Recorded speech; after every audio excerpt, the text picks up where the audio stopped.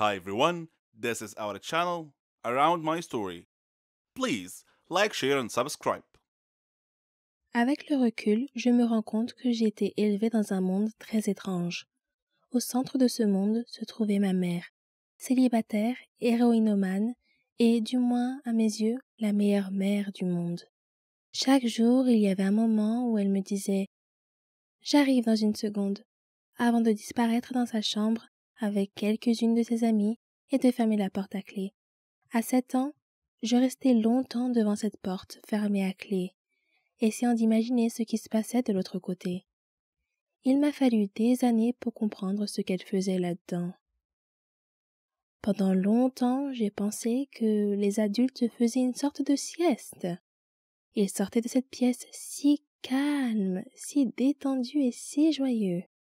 J'avais l'impression de rater quelque chose, car même après des nuits complètes de sommeil, j'étais toujours fatiguée.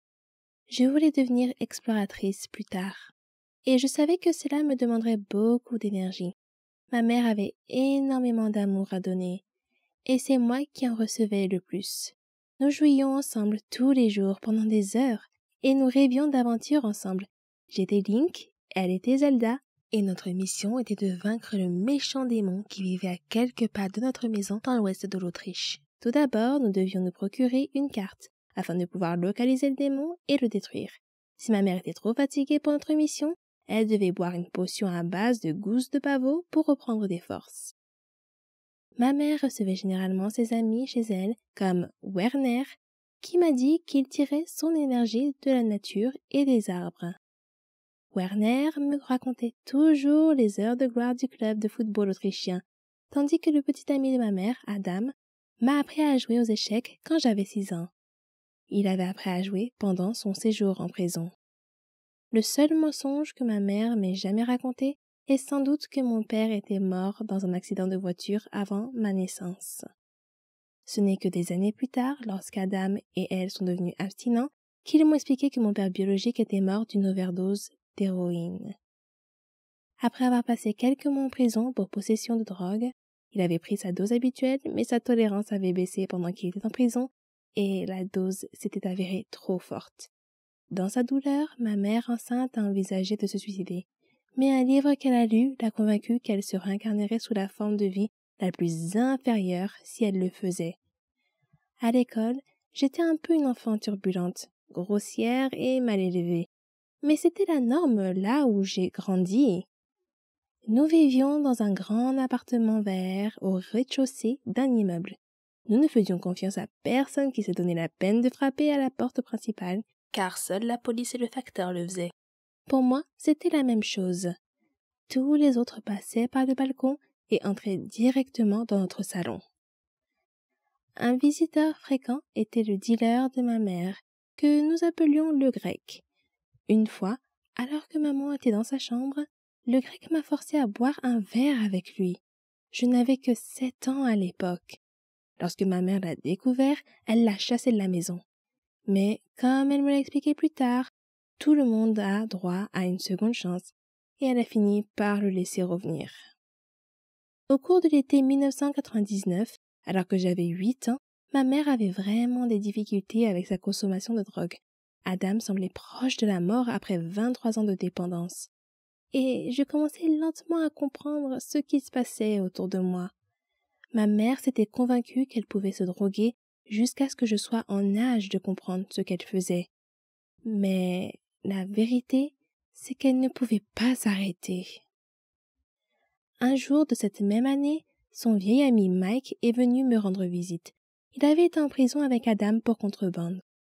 C'était comme s'il était une personne complètement différente. Il n'était ni fatigué, ni étourdi, ni nerveux. Il rayonnait d'une joie et d'une paix qui ont immédiatement fait pleurer ma mère. Mike l'a réconforté et lui a parlé de sa guérison et de sa libération. Sa seule présence éclairait notre sombre appartement. C'était comme si quelqu'un éclairait une grotte noire avec une torche.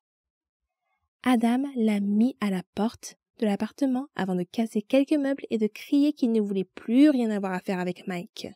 Mais Mike est revenu pour expliquer à nouveau comment il s'était libéré de la dépendance. Quelque temps après, Ma mère et Adam en sont venus à considérer la nouvelle vie de Mike comme une bonne chose, et cette prise de conscience les a aidés tous les deux.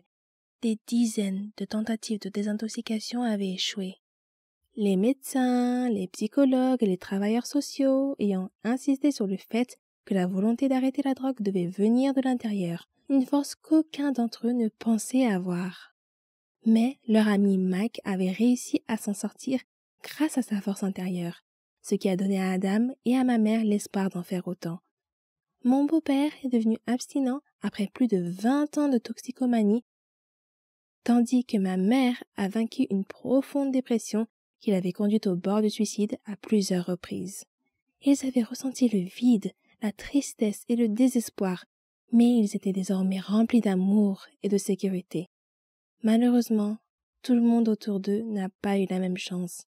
Beaucoup de leurs amis sont morts à cause de leur dépendance. Ma mère est décédée d'un cancer à l'âge de 39 ans.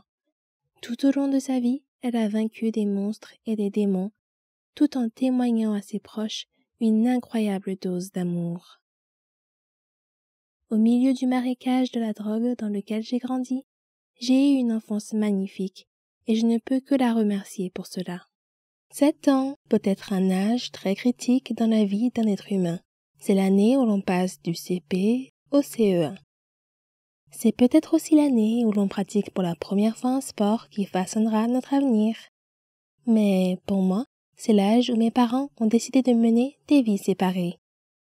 J'ai grandi comme n'importe quelle fille ordinaire, j'ai fréquenté une bonne école maternelle, j'ai fait du sport et j'avais de bons amis.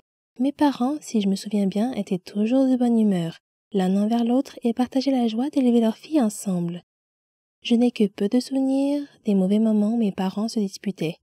Le pire souvenir dont je me souvienne est celui où, à l'âge de 7 ans, allongé dans mon lit, mes parents sont entrés dans ma chambre et mon père m'a dit « Tania, ta mère et moi allons divorcer. » Ma première réaction a été l'instinct naturel d'un jeune enfant qui consiste à me faire des reproches. Lorsque j'étais enfant, j'avais souvent plus d'une fête d'anniversaire. Cela semble cool, mais ce n'est pas ce que l'on croit.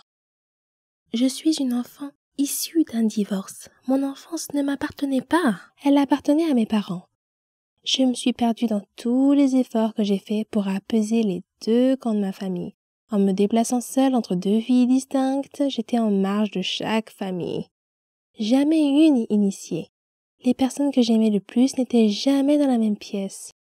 Et beaucoup d'entre elles ne savaient même pas qu'elles existaient. Je manquais des événements et des célébrations parce que je devais passer du temps avec mon autre famille. Les enfants issus d'un divorce apprennent à faire face à ces difficultés et à cette instabilité, mais à l'âge de 10 ans, je ne voulais plus m'en préoccuper. Je ne voulais pas vivre dans 2 maisons différentes, avec 2 chambres différentes, des vêtements différents, des jouets différents, des amis différents et des règles différentes. J'étais une enfant de 10 ans, prise entre le marteau et l'enclume. Un jour, j'ai dit à mon père que je ne voulais plus lui rendre visite. C'était un acte courageux et ignare, pour être honnête. Nous ne saurons jamais si c'était la bonne décision ou non, mais à l'époque, aucun de mes parents ne possédait la stabilité émotionnelle nécessaire pour trouver une solution plus positive. C'est ainsi que les choses se sont passées. La lutte pour le pouvoir qui était restée latente entre mes parents a éclaté à nouveau. Et cette fois-ci, c'est moi qui en ai été la cible. Cette fois, j'étais responsable de la discorde. Dans une maison, on me blâmait. Dans l'autre, j'étais une victime. Il n'y avait plus de fêtes d'anniversaire multiples. Au lieu de cela, il y avait la stabilité et la cohérence dans une maison, la colère et l'évitement dans l'autre. Les choix entraînent des conséquences et, au fil du temps, j'ai perdu le contact avec la famille de mon père. Il est difficile de rester en contact avec des personnes liées à quelqu'un que l'on a repoussé. Des cousins avec lesquels je jouais ont été rayés de ma vie. Nous ne nous sommes plus jamais rendus visite. Était-ce parce qu'il était préférable de garder les liens coupés? Ou était-ce ma punition pour avoir été une horrible enfant? Tout ce que je connaissais, c'était le silence et la perte. Au début de mon adolescence, ma mère s'est remariée et j'ai rencontré de nouveaux cousins. J'ai appris de nouvelles traditions de Noël et je me suis assise à la table avec des nouveaux enfants.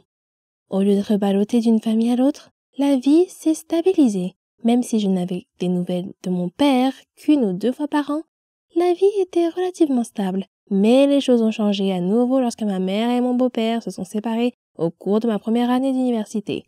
Je tentais de rester en contact avec les membres de ma famille chaque fois que je rentrais chez moi pour les vacances. Encore une fois, j'essayais de faire plaisir à tout le monde, alors que l'anxiété envahissait mes pensées. Avec qui dois-je passer le réveillon de Noël? Dois-je rendre visite à telle ou telle famille? Seront-ils offensés si je ne prends pas le temps de les voir? Seront-ils offensés si je n'apporte pas de cadeaux? J'aurais aimé que tout le monde vienne me rendre visite, mais cela n'aurait pas très bien marché chez ma mère. Au lieu de cela, j'ai rendu visite à tout le monde par mes propres moyens, en apportant des petits cadeaux bien pensés que j'avais achetés avec mon budget d'étudiante. Je faisais la causette et me sentais étrangère. J'étais toujours l'invitée gênante, jamais l'hôte chaleureuse. Pendant les 10 années qui ont suivi ma sortie de l'université, j'ai vécu loin de chez moi. Pas un seul membre de mes 4 familles, à l'exception de ma mère, n'est venu me rendre visite, ne m'a appelé ou n'a même fait savoir qu'il passait en ville. Pourtant, chaque fois que je rentrais chez moi pour Noël, je programmais des visites, j'achetais des cadeaux et je prenais le temps de voir autant de personnes que possible. Je faisais cela pour qu'ils se sentent bien, pas moi. Il y a 2 ans, j'ai déménagé et je vis désormais à moins d'1 journée de route de mes 4 familles, de leurs nouveaux conjoints et de leurs jeunes enfants. Nous sommes tous connectés sur Facebook, mais ma mère est toujours la seule personne qui m'appelle ou me rend visite. Lorsque j'entends dire qu'un membre de la famille est passé par la ville mais n'a pas appelé, cela m'attriste. Mais je me rends compte qu'ils n'appellent pas parce qu'ils ne me connaissent pas vraiment. Pour eux, je n'ai jamais été une personne fixe. Je n'étais là que pour quelques Noëls par-ci et par-là. Bien qu'ils soient ma famille, je n'ai jamais été la leur. Ils ne savent pas qu'ils ne sont qu'une des nombreuses personnes réparties dans 4 familles différentes avec lesquelles je n'ai pas pu rester en contact. Parfois, le divorce nous disperse trop pour que nous puissions nouer de véritables liens familiaux durables. Cet été, je vais me marier et fonder une famille. J'essaie de ne pas avoir trop d'attentes. Je sais qu'aucune famille n'est parfaite, mais mon futur mari est le roi du contact avec les gens. Il est persévérant, charismatique, indulgent et loyal. Il m'apprend le sens du mot famille. Ensemble, nous apprendrons à nos enfants à se tendre la main avec compassion et à se soutenir mutuellement dans les moments difficiles. Je me languis de joie et d'amitié avec ma nouvelle famille et j'ai l'intention de faire tout ce qui est en mon pouvoir pour rester mariée.